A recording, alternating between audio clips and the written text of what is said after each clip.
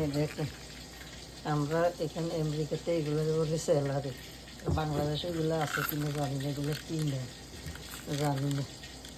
এই দেশের স্যালারি বলে, আজকাল স্যালারি রান্না করি। আমাদের দেশের মারিয়ার মতন লাগে যেগুলো রান্না করলে, বা কচুর ঢোকার মতন লাগে। নাম হয়েছে স্যালারি।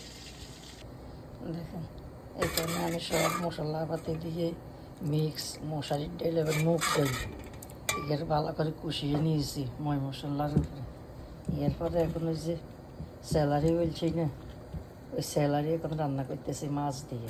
এটা এখানে স্যালারিগুলো আমার দেশে কচুর ডোগা বা আমরা কচুর ডোগা মাইরে আছে না, ওইগুলোর মতোই সেম। আমাদের দেশে এগুলো আছে না জানি না। এই দেখেন, এগুলো আমি রান্না করতেছি মাছ দিয়ে।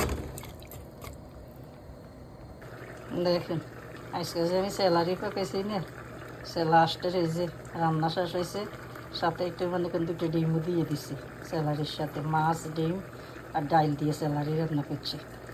আমার কমেন্ট বক্সে করছি, ঢুকে কার পছন্দ হয়েছে কমেন্ট বক্সে কমেন্ট করে জানাইন। আর সাথে আছে খাসির মাংস। খাসির মাংস এখনো হয় নাই, কোনো রান্না হইতেছে খাসির মাংস।